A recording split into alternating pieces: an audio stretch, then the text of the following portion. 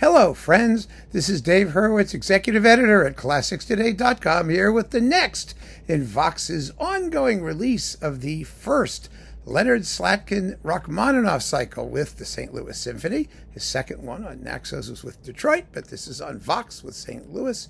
And it was a splendid Rachmaninoff cycle. It always was. Everybody always liked it. It was very, very well recorded. And here we have the third symphony with the Youth Symphony in D minor, which is a single movement of absolutely no distinctive qualities whatsoever. And then the tone poem, The Rock, Opus 7, which is lots of fun. Very, very nice, actually.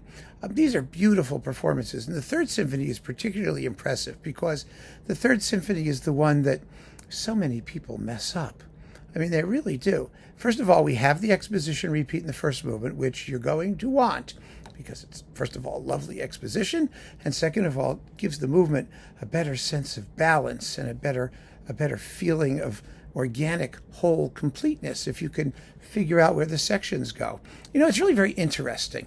Rachmaninoff's second and third symphonies both have exposition repeats, which are very seldom observed, or they used to be very seldom observed. Now, with the, authenticity movement and stuff like that going, people want to be very literal and take all the repeats, and you don't really have to.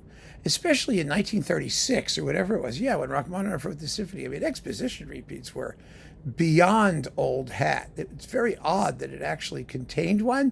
So, it's kind of optional. And until very, very recently, nobody paid attention to the exposition repeat in the third symphony, which is universally regarded as the weakest of Rachmaninoff's three symphonies.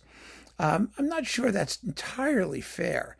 It's in the more modern style of his later works, but the symphonic dances, which comes from about the same time and was written just afterwards, is like so much better, don't you think?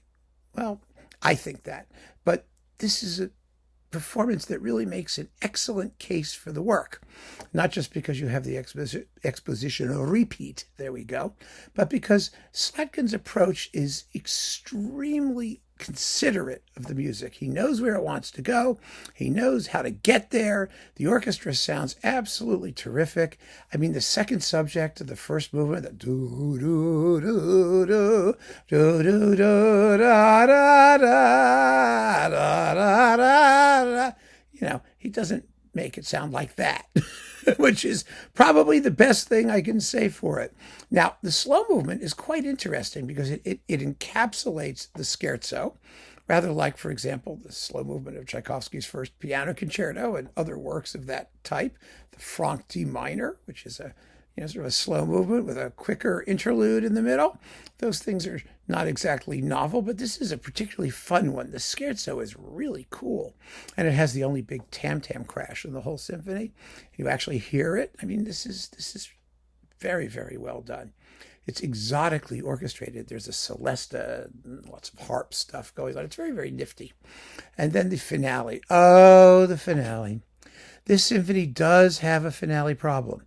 It really does. The problem is that the finale usually dies. It's not as thematically distinctive as the rest of the symphony. The symphony has a motto theme, but that motto is very, very, well, innocuous. It's just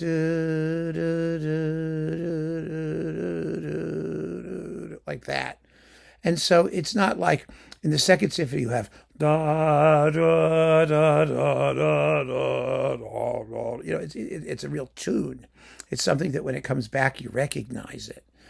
Not so much here, really not.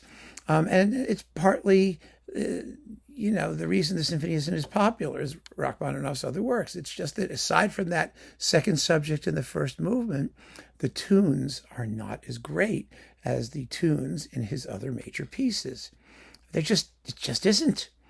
And he was working along rather different lines. I actually kind of respect him because, he was trying to do something a little bit different, I think.